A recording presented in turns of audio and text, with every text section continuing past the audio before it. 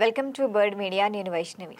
AP విద్యాశాఖ మంత్రి నారా లోకేష్ టార్గెట్గా వైసీపీ భారీ కుట్రకు తెరతీస్తోందని రాష్ట్ర వ్యాప్తంగా పెద్ద చర్చ నడుస్తోంది. అయితే డిఎస్సిలో అక్రమాలు జరిగాయంటూ జగన్తో పాటు వైసీపీ నాయకులు కూడా చేసిన ఆరోపణలను కూటమి ప్రభుత్వం గట్టిగానే తిప్పికొడుతోంది. ఇక ఉద్యోగం రాని అభ్యర్థులు లేవనెత్తిన ప్రతి అంశానికి పక్కా ఆధారాలతో సహా అధికారులు సమాధానం ఇప్పటికే ఇచ్చారు.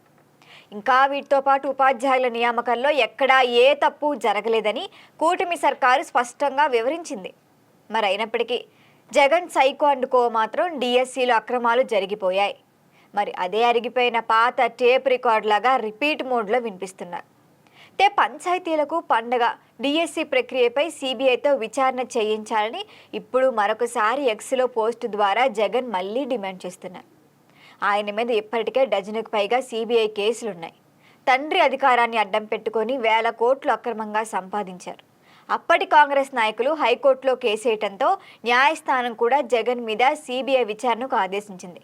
అసలు ఫస్ట్ తన మీద ఉన్న కేసులు చూసుకొని తర్వాత పక్క వాళ్ళ మీద కేసులు వేసుకోవచ్చు అన్న ధోరణి కూడా వినిపిస్తోంది.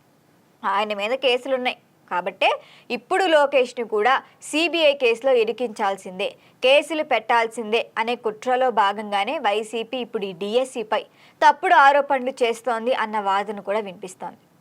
అయితే డిఎస్సిలో అక్రమాలు జరిగాయనటానికి ఆధారాలుంటే గనక జగన్ ఖచ్చితంగా కోర్టుకు వెళ్ళొచ్చు.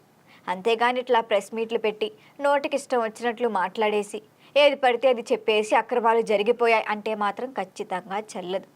తన మీద సిబిఐ విచారణకు ఆదేశించినట్లే లోకేష్ మీద కూడా విచారణకి ఆదేశించవచ్చు. ఆ ఛాన్సెస్ కూడా ఉంటాయి ఒకవేళ ఆధారాలు ఉంటాయి.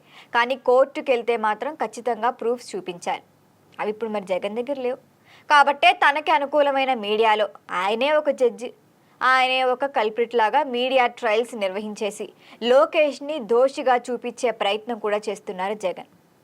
మరి గతంలో లాగా వైసీపీ చేసే ఫేక్ ప్రచారాన్ని అయితే ఇప్పుడు ప్రజలు నమ్మట్లేదు.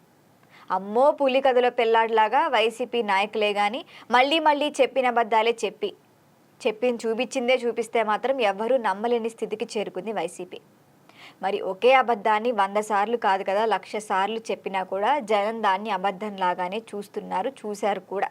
కానీ మళ్ళీ అదే రిపీట్ చేసినంత మాత్రాన నిజం అవ్వదు కదా. Google data centre, ఆర్సెల్ఆర్ Mittal steel plant వంటి అంతర్జాతీయ పెట్టుబడుల సాధనతో ఇప్పుడు ఐటీ మంత్రిగా లోకేష్ ప్రజల్లో పాజిటివ్ ఇమేజ్ తెచ్చుకుంటున్నారు.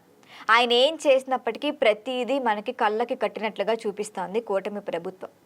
మరి అదే సమయంలో మెగా డిఎస్సిని కూడా స్టిల్ ఇప్పటికీ విజయవంతంగా నిర్వహించి విద్యాశాఖలోనూ మంచి పేరు తెచ్చుకున్నారు. లోకేష్కి ప్రజల్లో కూడా చాలా వరకు పాజిటివ్ ఇమేజ్ వస్తోంది. మరి దీన్ని తట్టుకోలేకనే డిఎస్సి ప్రక్రియ ముగిసిపోయింది. ఏడాది తర్వాత ఇప్పుడు అక్రమాలంటూ బయటకు వచ్చి టీడీపీపై కూడా బురద చల్లే ప్రయత్నం చేస్తున్నారు జగన్. అయితే జగన్తో స్టార్ట్ చేసి వైసీపీలో ప్రతి ఒక్కరూ కూడా సేమ్ జగన్ ఏదైతే ఫాలో అవుతారో సేమ్ అదే లోకేష్ని టార్గెట్ చేయటం ద్వారా ఇప్పుడు ఆయన్నే హీరోని చేస్తున్నారు. ఇంకా ఎవరైనా ఏదైనా పని చేస్తే దాని మీద విమర్శలు చేయగలం. కానీ జగన్ లాగా ఏ పని పాట లేకపోతే ఎంతసేపు పక్కవాడి మీద పడి ఆడవటం తప్ప, దాన్ని చేతగానితనంగా చూడడం తప్ప ఇంకొక విషయం ఉండదు. మరి ఇక్కడ జగన్ చేయలేని పని లోకేష్ చేసి చూపిస్తున్నారు. 16,000 పోస్టులు విజయవంతంగా డిఎస్సి నిర్వహించారు. జగన్ ఒక్క సీఎం హోదాలో ఉండి ఒక్క విషయం కూడా చేయలేకపోయారు. ఈయన మంత్రి హోదాలో ఉంటూనే చేస్తున్నారు. మరి జగన్ చేయలేని పని లోకేష్ చేసినందుకు అభినందించాలి. ఆ పని చేసినందుకు తప్పుడు ఆరోపణలతో నిరుద్యోగులను ప్రజలను తప్పుదారి పట్టిస్తున్న జగన్ను నిలదీయాలా అనేది ఇప్పుడు ప్రజలే నిర్ణయించుకోవాలి. ఏదేమైనప్పటికీ లోకేష్ని హీరోయిన్ చేయడంలో జగన్ మాత్రం సక్సెస్ఫుల్ అవుతూనే ఉన్నారు. దీనిపైన మీ అభిప్రాయాన్ని తెలియచేయండి. చూస్తూనే ఉండండి బర్డ్ మీడియా. ఈ వీడియో మీకు నచ్చినట్లయితే లైక్ చేయండి, షేర్ చేయండి, సబ్స్క్రైబ్ చేయండి. మరిన్ని అప్డేట్ల కోసం మా వాట్సాప్ ఛానల్ను ఫాలో చేయండి.